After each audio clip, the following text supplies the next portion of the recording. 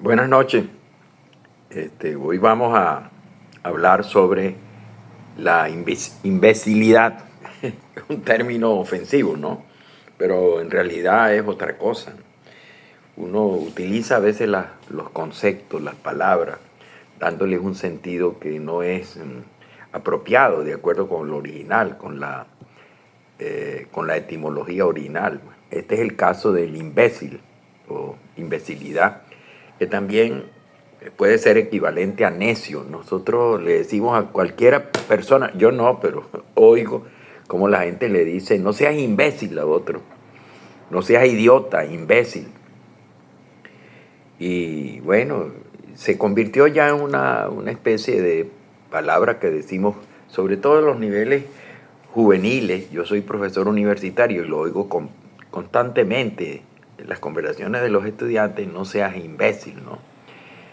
Y entonces, bueno, siempre me ha llamado la atención qué es lo que significa la imbecilidad, y por esa curiosidad que tengo, pues he leído bastantes trabajos, artículos y libros y sobre algunos de los planteamientos más interesantes sobre la imbecilidad. Y lo voy a hacer en dos partes. Primero, hablar en general de la imbecilidad como concepto, y en la segunda video que voy a subir a continuación sobre los consejos para no caer en la imbecilidad, o para no ser imbécil, o para ser menos imbécil en la vida, ¿no? Bueno, entonces, un imbécil para los especialistas que han estudiado el tema es aquel que carece de una opinión propia y válida, es decir, una opinión que, que no esté fundamentada y que y que uno lanza de manera muchas veces irracional, ¿no? Basándose en la emocionalidad, y no tiene ninguna, diríamos, asidero en la búsqueda real del conocimiento. Uno por lo general siempre ha tenido una etapa de imbecilidad. Por ejemplo, yo reconozco que yo he sido imbécil muchísimas veces, sobre todo cuando estudiaba bachillerato y en la universidad. Muchas veces emitía opiniones sin fundamento, ¿no? O sea, opiniones que yo no tenía criterios para sustentarlas ni argumentos para defenderlas, ¿no? Entonces, eso en cierta manera es imbécil. Uno de los especialistas más grandes es un semiólogo y novelista italiano ya muerto, que se llama Umberto Eco, al cual yo prácticamente leo con muchísimo gusto toda su obra, ¿no? Y él dice que uno puede ser imbécil, o sea, uno puede estar en un bar y decir imbecilidades, es decir, afirmar cosas con mucha certeza, pero que no tienen fundamento, ¿no? Y que no han sido filtradas o evaluadas con ningunos criterios. Pero está bien, uno lo dice en el bar y los que lo oyen son 3 o 4 y se pueden reír o lo pueden creer a uno, pero él dice que la imbecilidad se amplificó con el desarrollo de las redes sociales. Es decir, hay imbéciles incluso que se convierten en influencers y mueven muchísima gente. Dicen muchas imbecilidades en cualquier terreno. Por ejemplo, hablan de medicina sin ser médico, o por lo menos sin ser investigador de la medicina. Hablan sobre las funciones cerebrales, como por ejemplo sobre la memoria a corto o largo plazo, sin haber estudiado. Es decir, yo en cierta manera hablo mucho de esos temas, sobre pensamiento crítico, memoria, sistema de enseñanza-aprendizaje, sin ser especialista, pero yo he sido, diríamos, durante más de 40 años profesor, y me he enfrentado a la práctica del aprendizaje, y desde hace aproximadamente 10 o 15 años yo he estado leyendo, diríamos, prácticamente más o menos al día, de lo que sucede en el campo de la neurociencia, ¿no? Entonces, en ese sentido, soy un imbécil, pero que tiene un gran interés en informarse para dejar de ser imbécil, ¿no?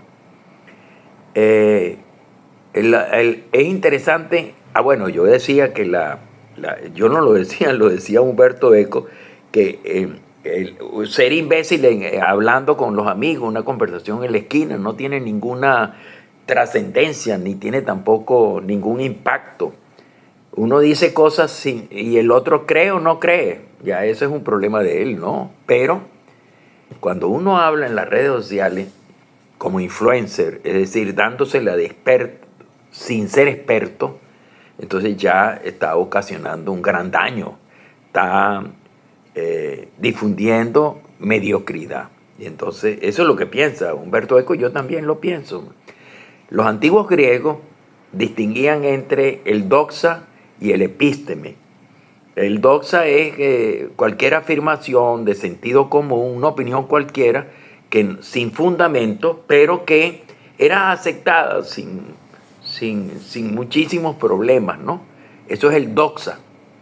Mientras que el verdadero conocimiento, aquel que está fundado en un método y que tiene a su favor argumentos sólidos, es el epísteme.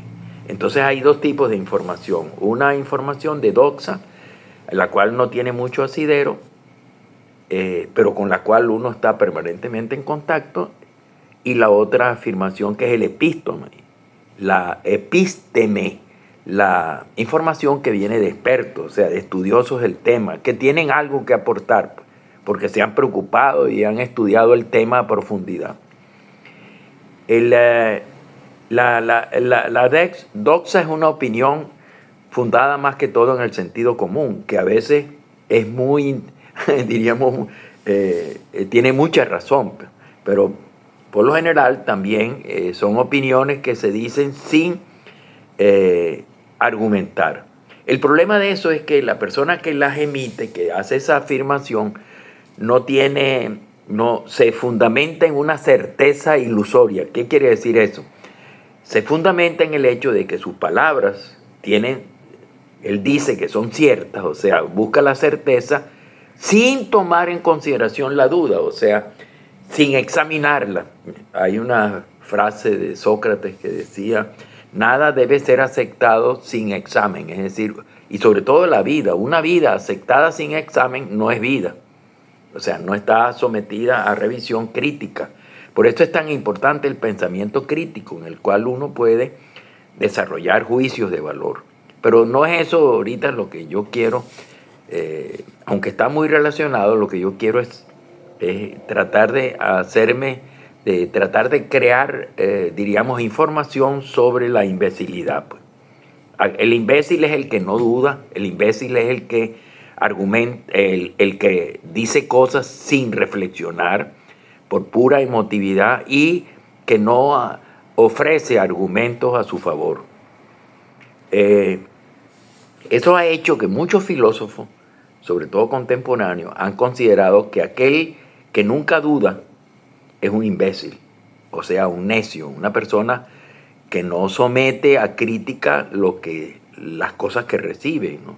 Las acepta tal cual como se las ofrecen y puede estar difundiendo un conocimiento erróneo, ¿no? Y él, como no sabe que es erróneo, es decir, como no acepta o no reconoce su propia ignorancia, pues él cree que es cierto. Y entonces él se convierte en un sofista, diríamos, de la información. Es decir, él difunde información que no es completamente cierta, o por lo menos no está filtrada por un sistema de criterios que permita comparar, analizar, distinguir, diferenciar. No, él no hace eso, ¿no? Él simplemente no duda y habla.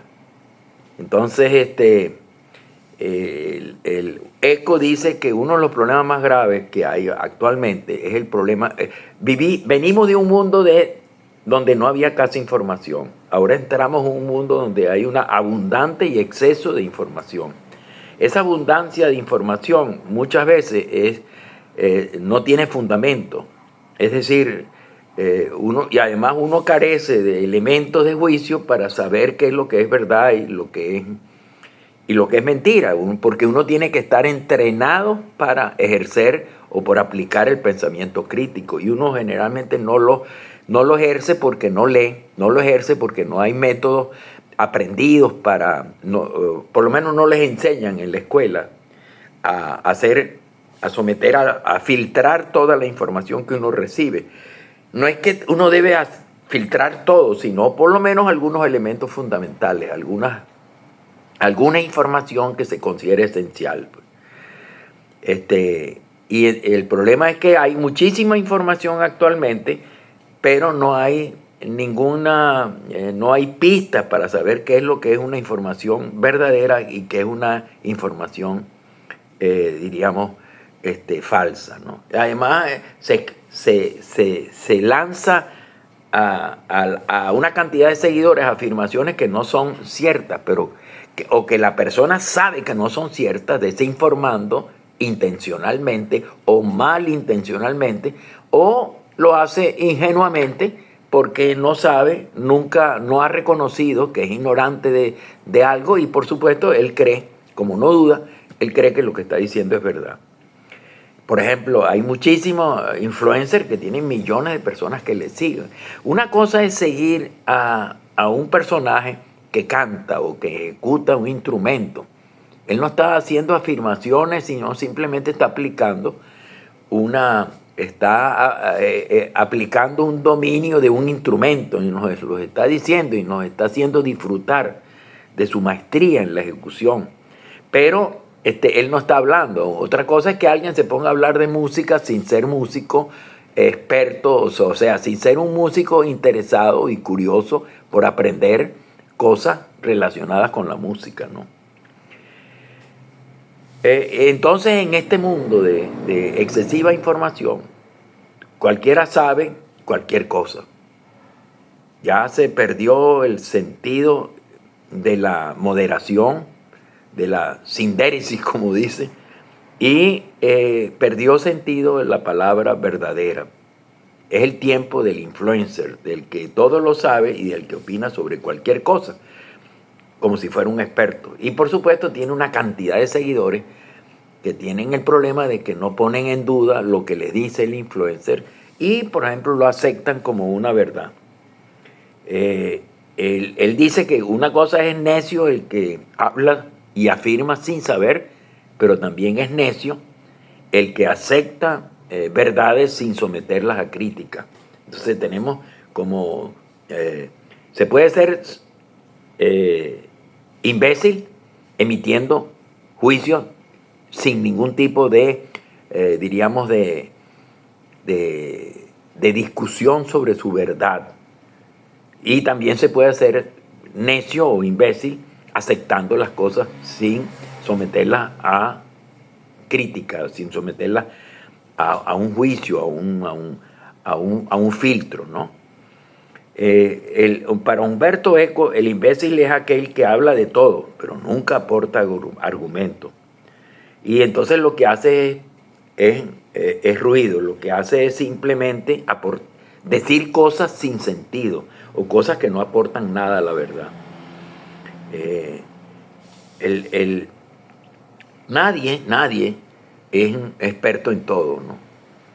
Nadie sabe a profundidad todo. Lo que sí se sabe, lo que sí es que uno hace es que uno puede saber un poco de muchas cosas, pero después de haberlas estudiado. Es decir, una cosa es saber economía por ser economista o por estudiar de manera autodidacta la economía, leyendo libros de economía sobre los principios de la macroeconomía, qué es lo que genera y los tipos de inflación. Eso lo puede saber uno, aún no siendo economista. Pero otra cosa es que sin haber hecho un esfuerzo para estudiar la economía, o por lo menos la naturaleza de la inflación, uno habla de la inflación como que si fuera un experto, sin aportar nada y confundiendo a la audiencia, ¿no? Entonces, Humberto Eco dice que hay áreas donde uno sabe lo que sabe y hay otras áreas, y muchas más, lo que uno sabe, lo que uno sabe lo que sabe, pero también uno sabe lo que no sabe. Porque entonces, en el caso de que uno sabe lo que sabe, es porque las ha estudiado, aunque no las tenga completamente, diríamos, no las comprenda en toda su totalidad. Hay un filósofo alemán que se encuentra entre la Edad Media, la filosofía medieval y la filosofía del Renacimiento, que es un filósofo alemán llamado Nicolás de Cusa, porque venía de una ciudad llamada Cusa. Entonces, Nicolás de Cusa, él decía que hay como dos aproximaciones a la verdad. Cuando uno no conoce la verdad, es un ignorante. Entonces, hay una ignorancia simple, que la tenemos casi todos en muchas cosas, aspectos de la vida, de la vida social y de la naturaleza, pero hay otra que es lo que él llamaba la docta ignorancia, es decir, personas que hacen un gran esfuerzo para esclarecer la verdad de las cosas, para llegar a la esencia de las cosas, pero que a pesar de ese esfuerzo avanzan, pero sin llegar a comprender, porque hay verdades que son que no pueden ser comprendidas, son inaccesibles. Y para él la verdad inaccesible es la idea de Dios. No podemos avanzar en el conocimiento de Dios, pero llegar a un punto en el cual ya no podemos seguir, porque Dios es inaccesible, inalcanzable. Y entonces eso lo aplica a él para muchísimos aspectos de la vida, del pensamiento, diríamos, de la reflexión que generalmente hace un filósofo sobre la vida, sobre la amistad, sobre el amor. Entonces nosotros podemos tener una docta ignorancia, es decir, sobre el amor, por ejemplo, si nosotros somos psicólogos, o somos sociólogos, antropólogos, o somos filósofos, nosotros podemos hablar del amor y de la amistad haciendo un gran esfuerzo, estudiando el tema y llegar a aproximarnos a la comprensión de ese concepto sin llegar a comprenderlo totalmente, pero teniendo un cierto mérito en el esfuerzo que se hizo para comprender esa verdad. Es lo que él llama o llamaba la docta ignorancia, recomendando que uno debería ser docto ignorante, o sea, como un intermedio entre la sabiduría y la ignorancia en muchos aspectos de la vida. Y eso es precisamente lo que hacen los investigadores, que pueden lograr, diríamos, aproximarse al conocimiento de la verdad, porque en realidad el conocimiento es prácticamente, o la búsqueda del conocimiento son preguntas, y uno desde niño está haciendo preguntas y respondiéndose. Muchas veces hay personas cerca de uno que le responden a esas preguntas, pero a veces le dan por lo general respuestas incompletas o erradas o malintencionadas. Por ejemplo, nosotros hacemos preguntas desde que comenzamos a leer y a escribir, o antes incluso lo hacemos a la madre, en la escuela primaria, en la escuela secundaria, en la universidad. Y entonces hay alguien que sabe más que nosotros de un tema en particular, y es el profesor de una asignatura que nos da, diríamos, cierto conocimiento, nos da ciertas herramientas para poder seguir profundizando en el conocimiento, aunque comprendamos que el conocimiento total es muy difícil, es difícil de alcanzar. Es muy difícil que una persona, por sabio que sea, diga yo lo sé todo.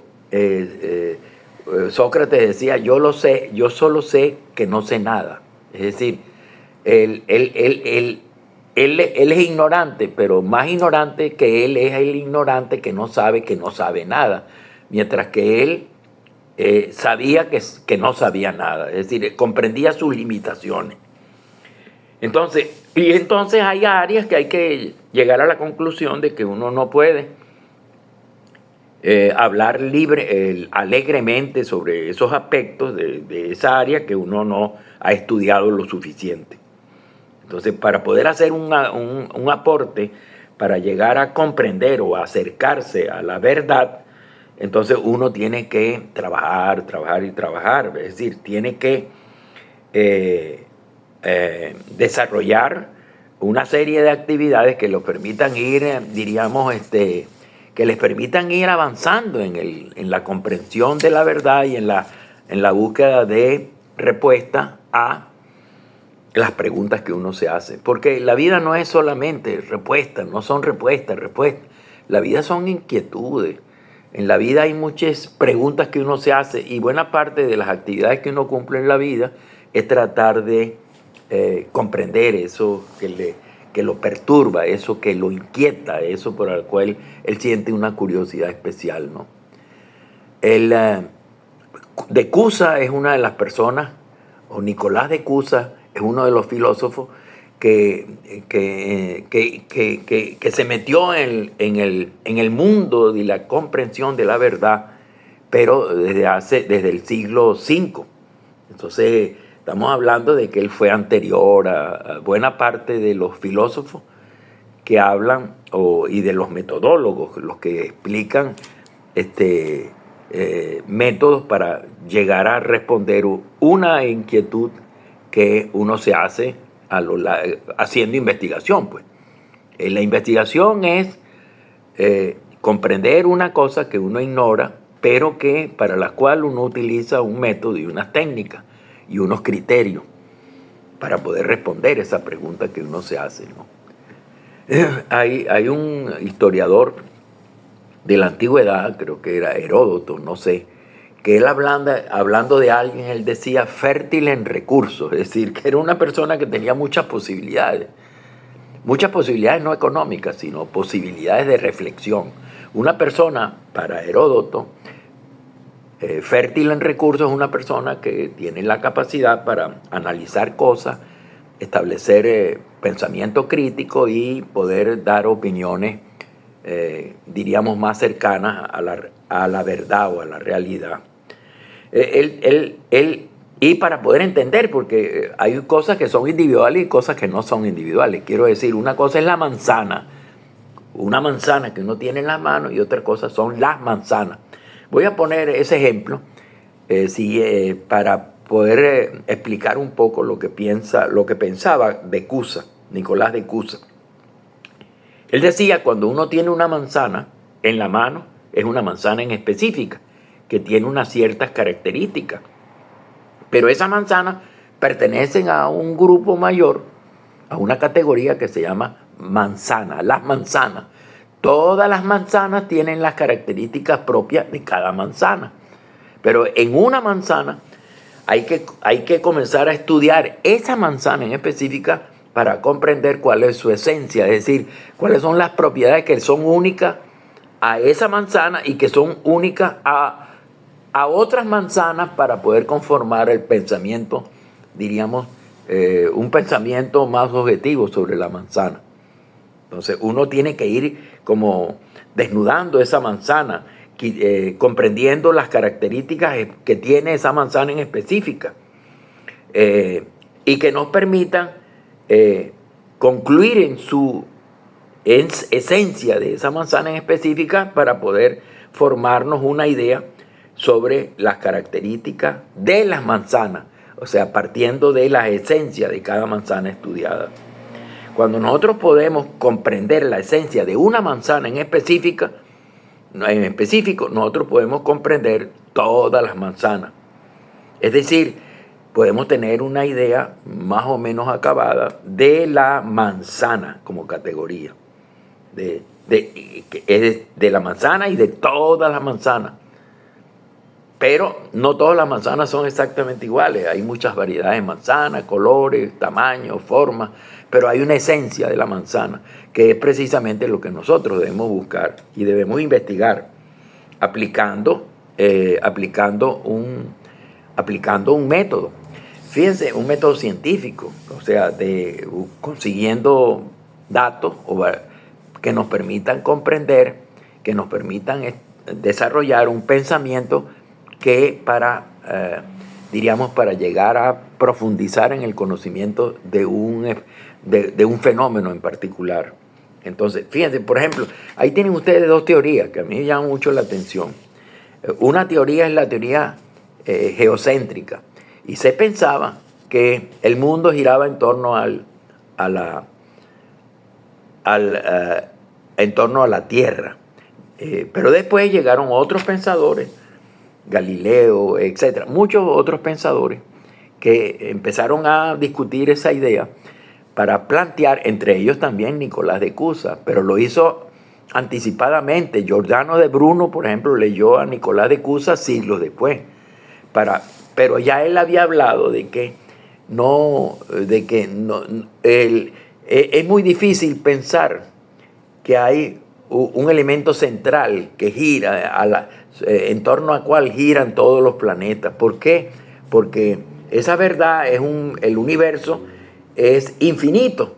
Y si es infinito no puede haber ni fin, ni final, ni fin. O sea, no puede haber origen, fin y no puede haber centro. Entonces, por lo tanto, la Tierra no puede ser el centro del universo. Eso lo desarrollaron. Esa era en esencia la teoría geocéntrica.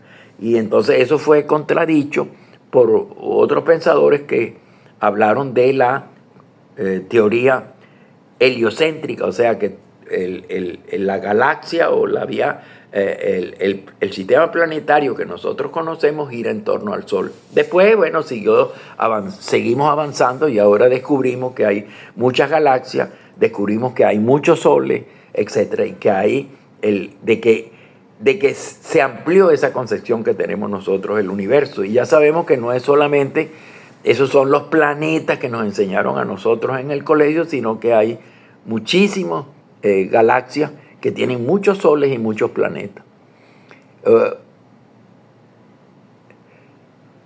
También, bueno, ahí es el hecho de que uno puede hacer algunos avances en alguna materia, como en este caso. Yo no sé mucho de eso porque yo lo que hago es tener elementos muy superficiales sobre las teorías relacionadas con el movimiento de los planetas y el centro del universo. Porque yo no soy astrónomo, ni he tenido tampoco, ni físico, ni he tenido tampoco un interés particular para preguntarme cosas sobre ese tema. Entonces simplemente yo lo que hago es tener algunos elementos básicos de comprensión, pero hay otros temas que sí me interesan. Entonces en los temas relacionados con historia de la alimentación sí trato de llevar mi curiosidad hasta niveles más profundos para comprender mejor el funcionamiento y la explicación de un fenómeno, de ese fenómeno relacionado con la historia de la alimentación. Entonces, en la persona que ignora lo que sabe o ignora que no sabe, es una persona que ya está limitada en sus posibilidades, porque si una persona cree que lo sabe todo e ignora lo que sabe, ignora y no sabe que es ignorante, entonces él no tiene ninguna aliciente, ninguna curiosidad, ni ninguna motivación para aprender y para lograr nuevos conocimientos. Hay una escena de un libro de budismo que yo leí hace mucho tiempo, donde un maestro hablaba con un estudiante que se creía que lo sabía todo. Entonces él le pidió a ese estudiante que le diera agua, y que para darle agua, bueno, llenara una jarra vacía, que la llenara de agua, y de esa jarra le daba agua. Entonces él le dijo para poder explicarle eso al alumno, él puso una jarra vacía delante del maestro, pues el maestro la puso, y entonces comenzó a echarle agua y agua y agua para llenar un vaso. Y el agua llenó el vaso y se saturó y comenzó ya no podía con tanta agua, y comenzó a derramarse el líquido sobre la mesa y se seguía derramando ante la mirada, diríamos, estupefacta, podemos decir, del discípulo que creía que lo sabía todo. Entonces él le preguntó al maestro que si no se daba cuenta que estaba derramando el agua sobre la mesa y que ya no cabía nada en el vaso, y él simplemente sonrió y le dijo: eso eres tú. Cuando una persona cree que lo tiene todo, que lo sabe todo, ya no necesita todo, no tiene ninguna importancia, y el saber no representa absolutamente nada para él, y ya no puede recibir más agua como esta jarra que estaba colmada en exceso de agua. ¿Sí? Ese eres tú, en cierta manera.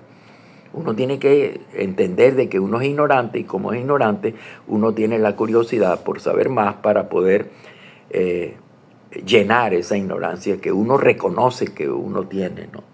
Mientras que el necio o el imbécil no reconoce nada. No, por supuesto, no tiene necesidad de estudiar nada porque él lo sabe todo. Y además él no tiene criterio ninguno para saber si sale todo. Entonces todo lo que él habla, todo lo que él habla es ruido, ruido. Y por eso es que es importante poder entender de que uno es ignorante y que uno debe aprender y aprender y debe someter lo que aprende al filtro de criterios, al filtro de criterios que le permitan a uno emitir juicios de valor sobre las cosas. El origen etimológico de la palabra imbécil viene del latín, ¿no? que significa, imbécil significa débil. Es decir, débil es aquello que no tiene resistencia, aquello que es que es deleznable y que no está fundamentado, no es sólido, no tiene estructura permanente o estable porque es débil. Eso se aplica para hablar de las personas que hablan sin dudar y que solamente dicen afirmaciones y se mueven dentro del mundo de la certeza, que nunca examinan. Y entonces esa certeza no examinada o esas verdades que se emiten que no han sido sometidos al filtro del pensamiento crítico, entonces son simplemente castillas de arena que se desmoronan con mucha facilidad. Así sucede con toda opinión no sometida a un examen. Es simplemente una expresión que responde a la emotividad, o sea, una expresión emocional, pero no es una expresión racional. Y nosotros tenemos algunas características como seres humanos, aparte de que somos mortales, somos seres racionales, pero también somos seres en contraposición, seres emocionales. Y muchas veces la emocionalidad supera la racionalidad en nuestro pensamiento, en nuestras ideas, en nuestro comportamiento. Entonces, hasta el punto de que, por ejemplo, esa emocionalidad que tenemos como una de nuestras características es exacerbada, o sea, amplificada, aumentada por el funcionamiento de las redes sociales, que más o menos actúan como unas máquinas para crear emociones, porque los influencers saben cómo se maneja el pensamiento y lo que hacen es crear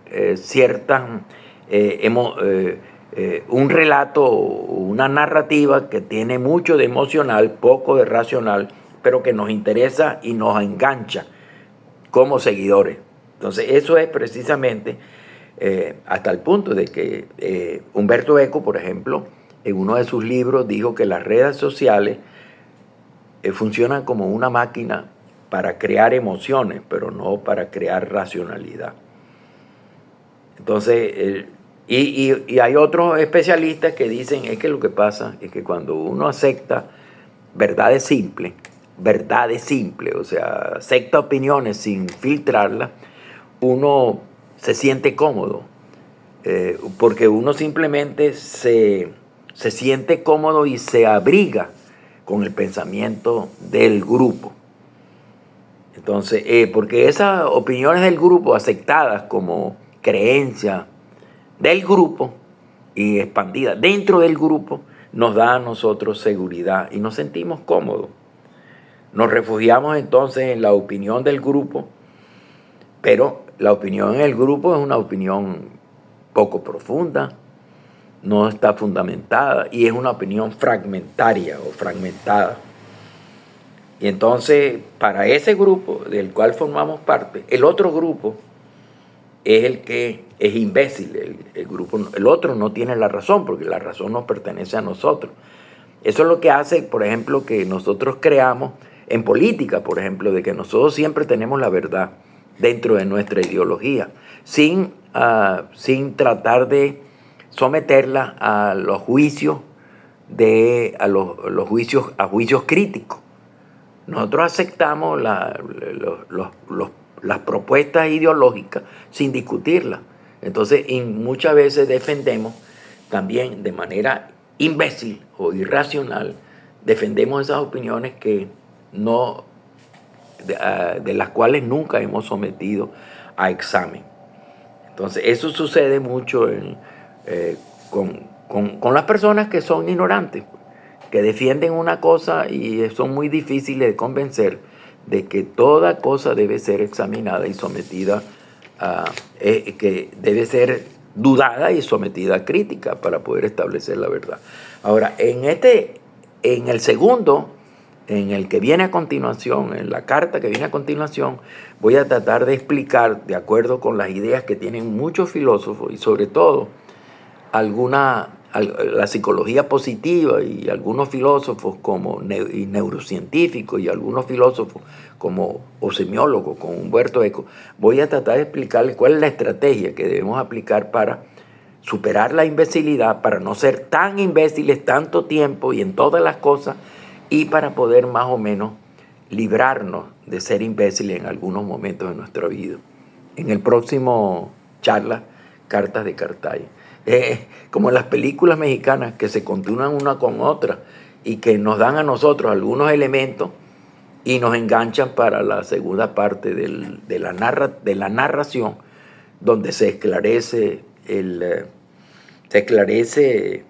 la verdad o la posición. Entonces, los estoy invitando a que oigan, después de haber oído estas definiciones generales sobre la imbecilidad, su origen y la manera como se manifiesta, que oigan un poco entonces las estrategias, los puntos, los principios que debemos aplicar para no ser tan imbéciles.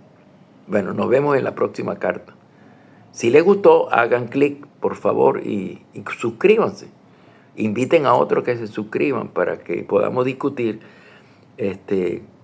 con una mayor audiencia las opiniones que las sometemos nosotros a crítica. Generalmente yo soy muy crítico conmigo mismo. Y por supuesto, a veces cansa ser crítico, pero es un sacrificio que podemos hacer para avanzar en el camino de la verdad y de lograr, pues, por supuesto, cierto conocimiento.